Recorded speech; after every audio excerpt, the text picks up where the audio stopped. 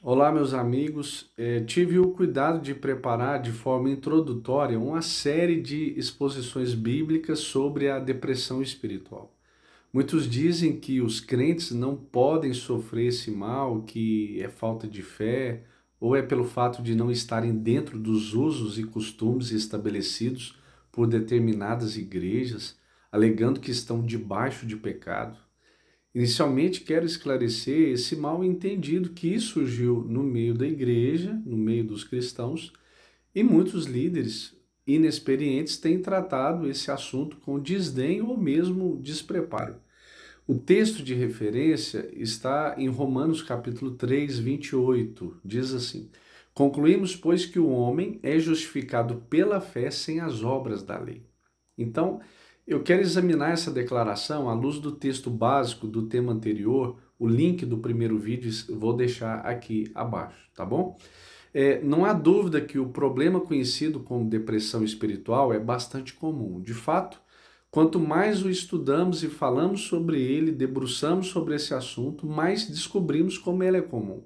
Estamos estudando esse problema, como eu já mencionei, por duas razões principais. A primeira é desolador que alguém tenha que permanecer em tal condição. Mas a segunda razão, ainda é mais importante e séria, é que tais pessoas são péssimas representantes da fé cristã. Ao enfrentarmos o mundo moderno, com todas as suas perturbações e turbulências, com suas dificuldades e tristezas, nós que dizemos cristãos e professamos o nome de Cristo, devemos representar nossa fé diante dos outros de tal maneira que eles digam: aí está a solução, aí está a resposta. No mundo em que tudo perdeu o rumo, devemos nos sobressair como homens e mulheres caracterizados por uma alegria e segurança interior inabaláveis, apesar, obviamente, das circunstâncias e adversidades. Eu creio que concordarão comigo quando digo que este é um quadro que tanto o Velho como o Novo Testamento apresentam a respeito do povo de Deus. Esses homens de Deus se sobressaíram porque, quaisquer que fossem as circunstâncias e condições, eles pareciam, né, possuir um segredo que os capacitava a viver em triunfo, sendo mais que vencedores. Portanto, é imprescindível que examinemos o problema da depressão espiritual muito de perto. Já analisamos o problema em geral, bem como algumas de suas causas principais. E vimos que a essência do tratamento, de acordo com o salmista, é que devemos nos enfrentar a nós mesmos. Em outras palavras, devemos falar com o nosso eu interior, em vez de permitir que ele fale conosco. Devemos assumir o controle de nós mesmos, falando com a nossa alma, como o salmista fez, perguntando, né? Por que está abatido a minha alma? Salmo 42. E por que te perturbas dentro de mim? Você não tem o direito de se sentir assim. Por que está tão desanimada e abatida? Ele se enfrenta e fala consigo mesmo, discute consigo mesmo e se coloca novamente numa posição de fé. Ele se exorta a ter fé em Deus e então está em condições de orar a Deus. Quero examinar esse método defendido pelo salmista aqui. O princípio vital é que devemos nos enfrentar e examinar a nós mesmos e se estamos entre aqueles que parecem nunca conhecer a alegria da salvação e o gozo do Senhor. Precisamos descobrir a causa. As causas podem ser muitas e, em minha opinião, a essência da sabedoria nessa questão é tratar dessas causas uma por uma e examiná-las em detalhe. Não devemos tomar nada por certo. Na verdade, creio que poderia ser facilmente constatado que a maior causa de problemas desta área é a tendência fatal de tomar certas coisas como garantidas. Quanto mais eu falo com as pessoas sobre isso, mais vejo que é este o caso. Há tantas pessoas que parecem nunca chegar em uma posição firme sobre a fé cristã, porque não chegam a uma definição clara em sua mente quanto a certos pontos primários. Digo, certas coisas fundamentais que deviam ser tratadas no princípio. Embora correndo o risco de ser mal compreendido, vou apresentar isto assim. Veja, O problema específico do qual estamos tratando tem a tendência de ser mais comum entre aqueles que foram criados e educados de maneira religiosa, do que entre os que não foram criados e educados dessa maneira. Parece afetar mais aqueles que foram criados em lares de famílias cristãs e que sempre foram levados a lugares de adoração do que aqueles que não foram. Há muitos que parecem atravessar a vida da forma como Shakespeare descreveu, como presos em uma superficialidade e miséria. Parece que nunca saem disso. Estão envolvidos na igreja e muito interessados em assuntos cristãos. Entretanto, se o compararmos com a descrição que o Novo Testamento faz da nova criatura em Cristo, veremos imediatamente uma grande diferença. De fato, eles mesmos veem isso e muitas vezes é a causa principal da sua depressão e infelicidade. Eles veem outros cristãos se regozijando e dizem: bem, eu não posso dizer que sou assim. Essa pessoa tem algo que eu não tenho. E dariam tudo para obter o que outra pessoa tem. Eles leem biografias de santos que foram excepcionais na caminhada cristã e admitem logo que não são assim. Sabem que nunca foram assim e que essas pessoas, obviamente, usufruíram de algo que eles mesmos nunca tiveram. Há um grande número de pessoas nessa situação infeliz. Para elas, a vida cristã parece ser um constante problema. Estão sempre fazendo a mesma pergunta: por que não posso chegar a esse nível? Por que não posso ser assim? Leem livros que oferecem princípios da vida cristã, vão aos cultos, em conferências, sempre em busca desse algo que não conseguem encontrar. E ficam desanimadas, sua alma fica abatida, inquieta dentro delas.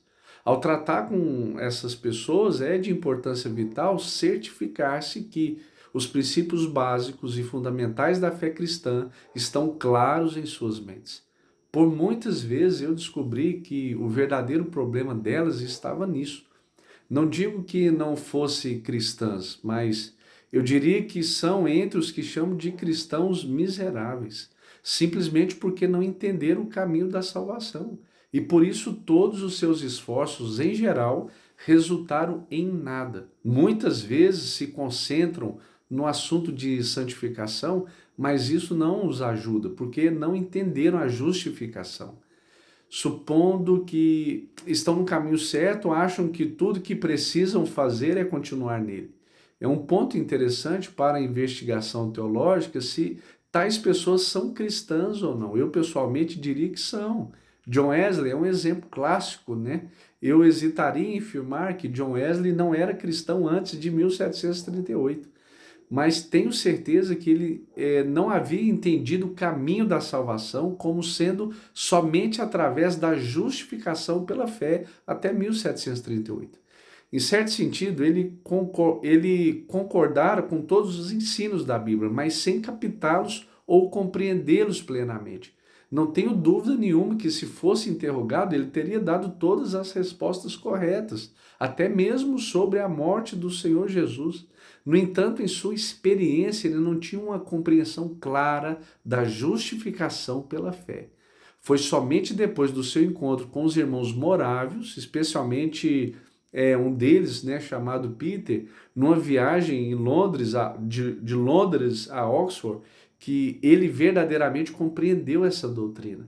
Ali estava um homem que tinha tentado encontrar felicidade em sua vida cristã através do que fazia, pregando aos prisioneiros, renunciando à cátedra que ocupava na universidade, enfrentando os perigos em viagens, né, através do Atlântico para pregar para os pagãos da América. Estava tentado a alcançar a felicidade seguindo um certo padrão de vida ali engessado. Contudo, o seu problema todo residia no fato que Wesley nunca tinha realmente compreendido a doutrina da justificação pela fé. Ele não tinha entendido o versículo que estamos considerando, né? Concluímos, pois, que o homem é justificado pela fé sem as obras da lei. Parece quase impossível que um homem assim, criado num lar excepcionalmente piedoso e que passara sua vida toda no trabalho cristão, pudesse ter uma compreensão errada a respeito de um ponto tão básico e fundamental. Mas foi assim, e eu diria que esta é a situação de um grande número de pessoas ainda hoje. e elas supõem estarem certas a respeito das coisas básicas, mas nunca entenderam sua justificação. É exatamente aqui que o diabo causa confusão. Agradar-lhe que tais pessoas estejam preocupadas com a santificação e a santidade e coisas assim, mas elas nunca encontrarão o caminho certo até que esclareçam este aspecto aqui. E, portanto, é aqui que devemos começar. Não adianta tratar da estrutura se o alicerce tem falhas. Então, devemos começar por essa importante doutrina. Essa confusão é um problema antigo, nós sabemos disso. Num certo sentido, é uma obra-prima de Satanás. Ele até nos encoraja a sermos justos enquanto puder nos confundir nesse ponto. E ele está conseguindo isso, a julgar pelo fato que as pessoas na igreja hoje parecem considerar como cristão aquele que faz boas obras, mesmo estando inteiramente errado sobre esta verdade. É um problema antigo e era o problema essencial dos judeus nos dias do Novo Testamento. É o que o Senhor Jesus estava dizendo constantemente aos fariseus. E certamente era o maior argumento que o apóstolo Paulo tinha com os judeus. Eles estavam completamente errados quanto a toda a questão da lei, e o maior problema era mostrar-lhes o ponto de vista certo sobre isso. Os judeus criam que Deus dera a lei ao homem para que ele pudesse se salvar observando-a.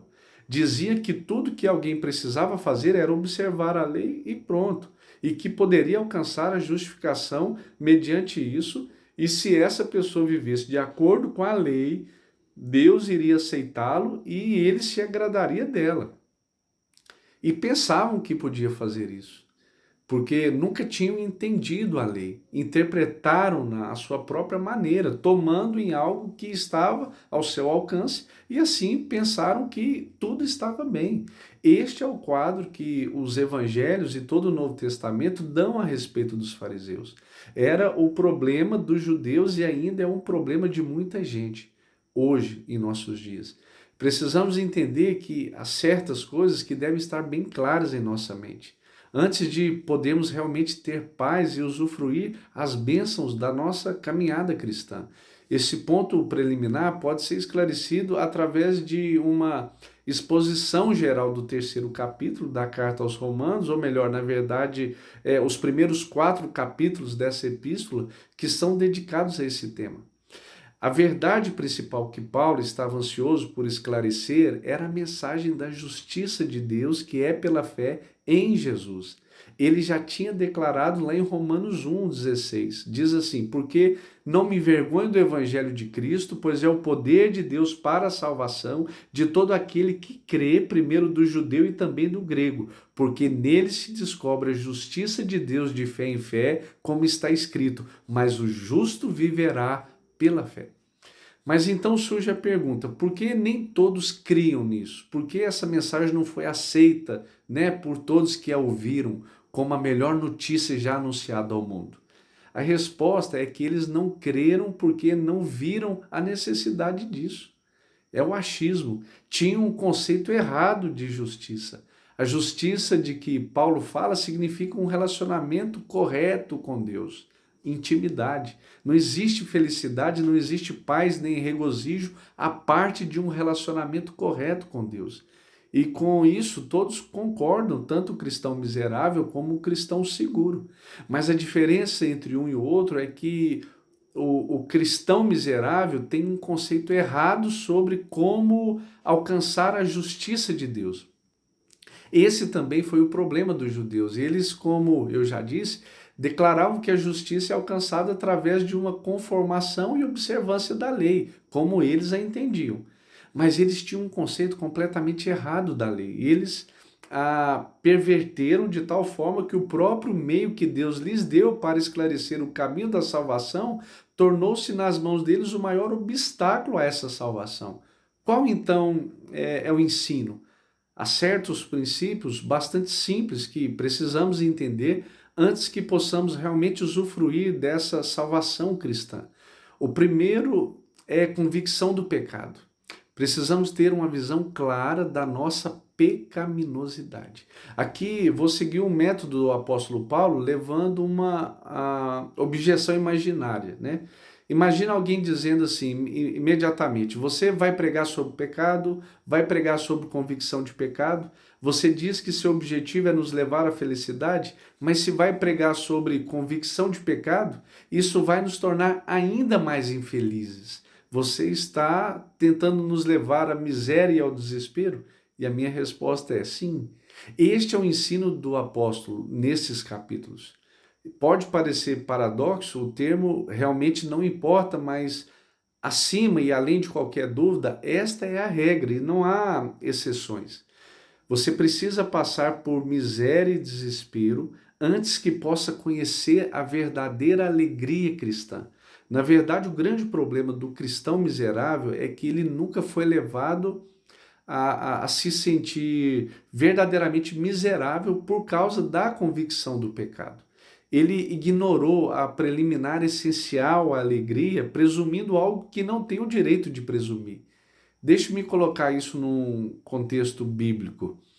Lembre-se do velho Simeão segurando o Senhor Jesus Cristo, ainda bebê, em seus braços. Ele fez uma declaração muito profunda ao dizer, ele disse assim: eis que este é posto para a queda e elevação de muitos em Israel. Não existe elevação sem que tenha havido uma queda antecedente. Esta é a regra absoluta. Porém, é algo que está sendo completamente esquecido por muitos hoje em dia e mal interpretado por muitos outros. As Escrituras, porém, têm uma ordem e essa ordem deve ser observada se vamos usufruir os benefícios da salvação. Em última análise, a única coisa que vai levar o homem a Cristo e fazê-lo confiar nele é uma verdadeira convicção de pecado. Erramos porque não somos verdadeiramente convictos do nosso pecado. Aqui que está o cerne da questão. É por isso que digo que este é um problema que afeta particularmente todos aqueles que foram criados num ambiente cristão ou religioso. O seu maior problema, muitas vezes, é uma ideia errada do pecado. Há muitas razões, uma boa parte das pessoas, quando pensa em pecado, pensa em termos de ações, de atos. E não só isso, mas em termos de certos atos em particular apenas. Então, sua tendência é pensar que, uma vez que não é culpada desses pecados específicos, então não é realmente pecador. De fato, às vezes o expressa bem claramente, diz assim: eu nunca pensei em mim mesmo como um pecador, mas naturalmente isso não é de espantar, uma vez que minha vida foi muito protegida desde o começo. Nunca fui tentado a fazer essas coisas, então não é de espantar que nunca tenho sentido que sou um pecador. E aí vemos a essência desse engano. Essas pessoas pensam em termos de ações, certos atos em particular, e em termos de comparação com outras pessoas e suas experiências, e assim por diante. Por essa razão, nunca tiveram uma convicção real de pecado e por isso nunca viram claramente sua absoluta necessidade do Senhor Jesus Cristo. Ouviram pregar que Cristo morreu por nossos pecados e dizem crer nisso, mas nunca chegaram a realmente reconhecer a absoluta necessidade pessoal disso. Como então podem tais pessoas chegar à convicção de pecado? Esse é o assunto de Paulo nesse capítulo 3 da Epístola aos Romanos. Ele realmente tratou disso através do segundo capítulo também. E esta é a sua grande tese. Não há um justo, nenhum sequer, porque todos pecaram e destituídos estão da glória de Deus. Quem são estes todos? Ele deixa claro, tanto judeus como gentios. Os judeus, é óbvio, concordariam que os gentios eram pecadores, fora da aliança, transgressores contra Deus. Mas espere um pouco. Sabe o que Paulo diz? Vocês também são pecadores. A razão por que aqueles judeus odiavam Cristo, a razão por que Paulo foi tratado daquela forma por seus conterrâneos que odiavam a fé cristã, era que a fé cristã declarava o judeu tão pecador como o gentio. Ela asseverava que o judeu, o qual pensava que sempre tinha vivido uma vida justa e religiosa, era tão pecador como o pecador mais ímpio entre os gentios. Paulo diz, né? Todos pecaram, judeus e gentios, estão igualmente sob condenação diante de Deus. O mesmo é verdade hoje. E se vamos levar a sério a convicção do pecado, a primeira coisa que devemos fazer é parar de pensar em pecados específicos. Quão difícil é isso para todos nós, pois todos temos esses preconceitos. Restringimos o pecado apenas a certas coisas. Se não somos culpados dessas coisas, pensamos que não somos pecadores. É assim. Todavia, essa não é uma forma de se chegar à convicção do pecado. Não foi assim que Wesley chegou a entender que era pecador. Lembra-se que o levou à convicção de pecado? Começou quando ele viu a forma como os certos irmãos morávios agiram durante uma tempestade em pleno Oceano Atlântico. John Wesley estava apavorado com a tempestade e com medo de morrer. Os morávios não. Pareciam tão felizes e tranquilos em meio à tempestade que como se fosse que o sol estivesse brilhando. Então Wesley percebeu que tinha medo de morrer. De algum modo ele não conhecia a Deus da forma como aquelas pessoas o conheciam. Em outras palavras, ele começou a sentir sua necessidade. Isso é sempre o começo da convicção do pecado. O ponto essencial aqui é que você não chega à convicção de que é pecador comparando-se com outras pessoas, e sim chegando face a face com a lei de Deus. O que é a lei de Deus? Não matarás, não furtarás, nunca fiz essas coisas, então não sou um pecador. Meu amigo, isso é apenas parte da lei de Deus. Você gostaria de saber o que é a lei de Deus? Aqui estás. Amarás, pois, ao Senhor teu Deus de todo o teu coração, de toda a tua alma e de todo o teu entendimento e de todas as tuas forças. Este é o primeiro mandamento. E o segundo, semelhante a este, amarás ao teu próximo como a ti mesmo. É forte, né? Então, esqueça tudo sobre bêbados, corruptos, esqueça as pessoas sobre quem você lê na imprensa atualmente. Aqui está o teste para você e para mim. Você está amando a Deus de todo o seu coração? Se não estamos, somos pecadores. Esse é o teste. Todos pecaram e destituídos estão da glória de Deus. Deus nos criou e nos criou para si mesmo. Ele criou o homem para sua própria glória e com a intenção que o homem vivesse inteiramente para ele. O homem devia ser representante de Deus e andar em comunhão com ele. Devia ser o Senhor do universo e devia glorificar a Deus. E se nós não estamos fazendo isso, somos pecadores da pior espécie. Que reconheça e sinta isso, ou não. O homem foi criado para conhecer a Deus. Então a pergunta é, meus irmãos, nós conhecemos a Deus? Não estou perguntando se vocês creem em Deus, se eu creio em Deus, ou se creem em certas coisas sobre Ele. Ser um cristão significa ter a vida eterna e como o Senhor Jesus disse a João, lá em João 17, e a vida eterna é esta, que te conheçam a ti só, por único Deus verdadeiro, e a Jesus Cristo a quem enviaste. Então, o teste que devemos aplicar a nós mesmos não é perguntar se fizemos isto ou aquilo. Meu teste é um teste positivo. Eu conheço a Deus? Jesus Cristo é real para mim? Não estou perguntando se vocês sabem coisas a respeito de Deus, se eu sei, mas se conhecem a Deus e se alegram em Deus, se Deus é o centro de suas vidas, a alma do seu viver, a fonte da sua maior alegria, Ele deve ser. Ele criou o homem para isso, para que habitasse em comunhão com Deus e se regozijasse nele e andasse com Deus. Nós fomos criados para isso. E se não estamos vivendo assim, isso é pecado. Isso é a essência do pecado. Não temos o direito de não ser assim. Isso é pecado em sua forma pior e mais profunda. E ponto final. A essência do pecado, em outras palavras, é que não vivemos inteiramente para a glória de Deus. Naturalmente, ao cometer certos pecados, agravamos a nossa culpa diante de Deus. Mas nós podemos ser inocentes de qualquer dos pecados maisvis, mais terríveis, e ainda assim sermos culpados desse terrível pecado, de estarmos satisfeitos com as nossas próprias vidas, de termos orgulho das nossas realizações e de olharmos para os outros com superioridade, sentindo que somos melhores do que os outros. Não há coisa pior do que isso.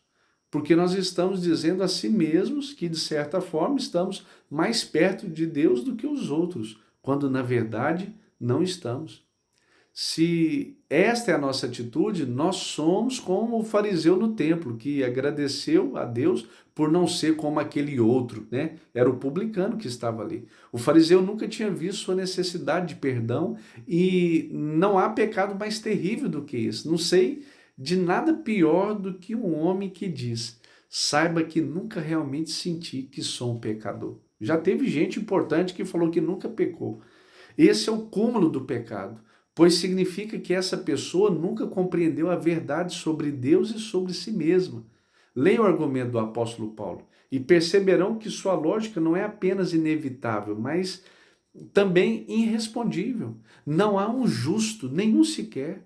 Sabemos que tudo que a lei diz, aos que estão debaixo da lei o diz, para que toda a boca esteja fechada e todo mundo esteja condenável diante de Deus. Se nunca reconheceram a própria culpa ou pecaminosidade diante de Deus, nunca vão ter alegria em Cristo. É impossível. Jesus não veio salvar justos, e sim pecadores. Os sãos não precisam de médico, e sim os doentes. Aí está o primeiro princípio: convicção de pecado. Meu irmão, se você não tem convicção de pecado e se não reconhece que é indigno diante de Deus, que está condenado e que é um fracasso completo aos olhos de Deus, não preste atenção em mais nada até que tenha isto dentro da sua mente, até que chegue essa compreensão, porque você nunca terá alegria, nunca vai se livrar da depressão, até que entenda isso. Convicção de pecado é um ponto preliminar essencial a uma verdadeira experiência de salvação. Isso me traz a um segundo princípio. A primeira coisa que precisamos entender é o caminho da salvação de Deus em Cristo. Essa é a grande boa nova. Isto é o que eu estou pregando. Paulo diz aos Romanos assim: essa justiça de Deus que está em Jesus Cristo, sua justiça. Do que ele está falando? Podemos colocá-lo em forma de pergunta, né? Como você vê Jesus Cristo?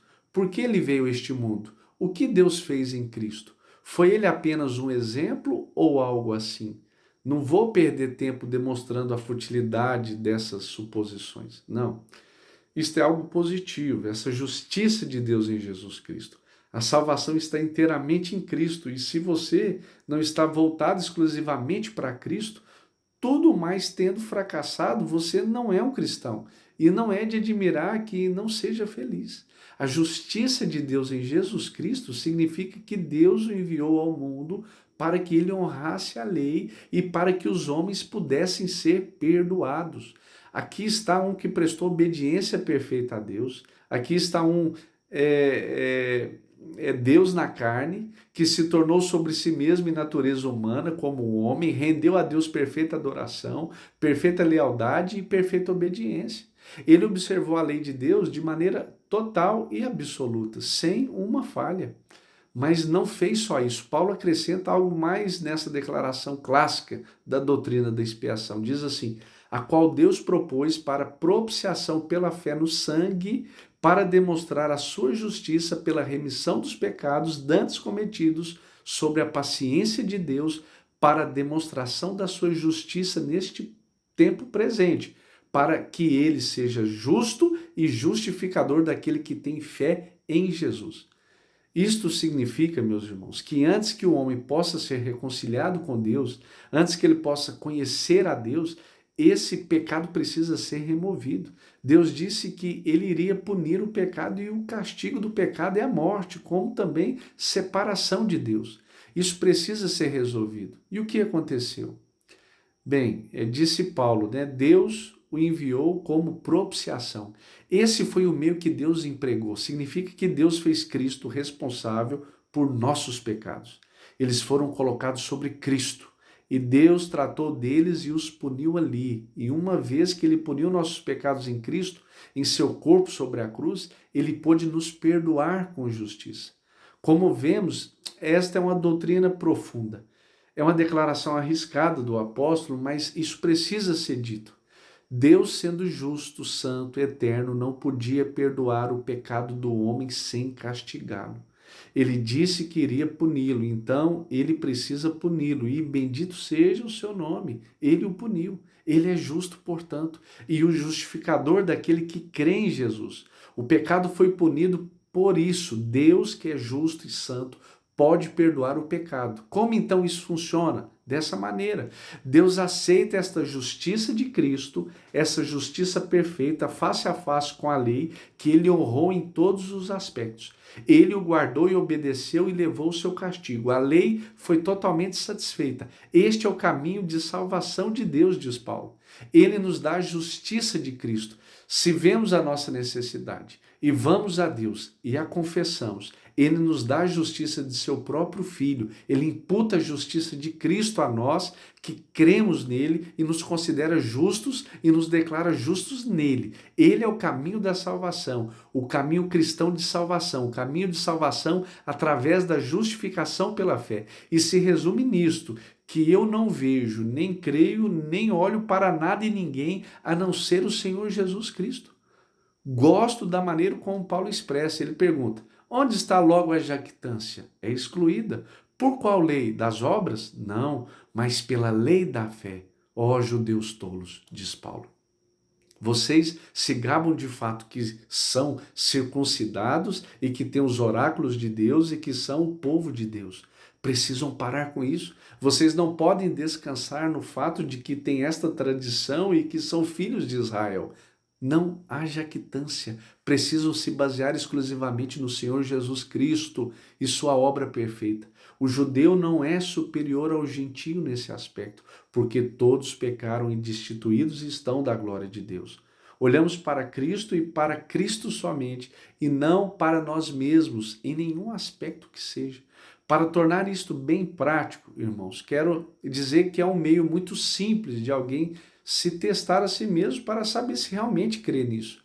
Nós nos revelamos por nossas palavras. O Senhor mesmo disse que seríamos justificados por nossas palavras, e como é verdade.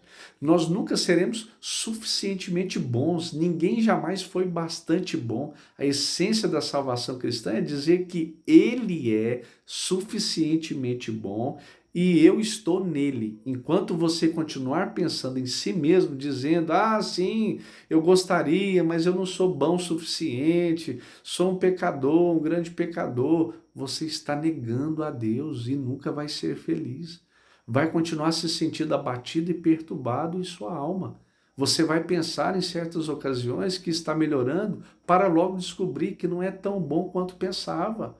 Ao ler as biografias dos santos, você percebe que é um fracasso. Daí fica perguntando: o que posso fazer? Continuo sentindo que não sou tão bom quanto deveria ser. Esqueça tudo a respeito de si mesmo. É claro que você não é bom o suficiente e nunca o será. Estava conversando com um colega sobre esse assunto. O caminho cristão de salvação lhe diz isto, que não importa o que você foi, o que você fez. Como posso explicar isto com mais clareza? Não importa que você tenha ido quase às profundezas do inferno, ou se é culpado de homicídio ou qualquer outro pecado vil. Não importa quanto se trata de justificação perante Deus. Você não é mais perdido do que a pessoa mais respeitável e correta do mundo. Você acredita nisso? Há um outro meio de se testar a si mesmo. Você crê que, com referência à salvação e justificação diante de Deus, todas as nossas habituais distinções são demolidas de uma vez, e que o que determina se somos pecadores ou não, não é o que fizemos, e sim nosso relacionamento com Deus. Eu digo, portanto, que o teste que você reconheça prontamente e declare com firmeza que está olhando para Cristo e somente Cristo, e a nada e ninguém mais, e que deixe de levar em consideração certos pecados e certas pessoas. Não olhe para nada e nem para ninguém, a não ser para Cristo, e diga: em nada ponho minha fé senão no sangue de Jesus, no sacrifício remidor, no sangue do meu Redentor. A minha fé e o meu amor estão firmados no Senhor. E você precisa crer de tal forma que possa ir além, declarando com santa convicção: seu julgamento é fiel, abriga-me na tempestade, Senhor, ao vir cercar-me a tentação. É Cristo a minha salvação. Você gostaria de livrar dessa depressão espiritual? A primeira coisa que precisa fazer é dizer adeus de uma vez por todas ao seu passado. Compreenda que ele foi coberto e apagado em Cristo. Nunca mais olhe para trás para os seus pecados. Diga, está consumado. Eles foram cobertos pelo sangue de Cristo, foi lançado no mar do esquecimento. Tome-o, acabe com toda essa conversa sobre ser bom e olhe para o Senhor Jesus Cristo. Somente então é que você vai conhecer a verdadeira felicidade, a alegria poderá ser sua.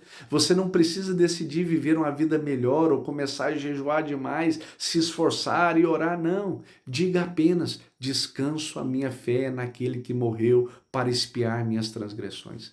Dê o primeiro passo e descobrirá que imediatamente vai começar a experimentar uma alegria e uma liberdade que nunca conheceu antes na sua vida. Bem, concluímos, pois, que o homem é justificado pela fé sem as obras da lei. Bendito seja o nome do nosso Senhor por uma salvação tão maravilhosa para pecadores desesperados. Deus abençoe, meus irmãos. Espero que tenham gostado até aqui. Nós daremos continuidade, mas vou ser breve. Deus abençoe você.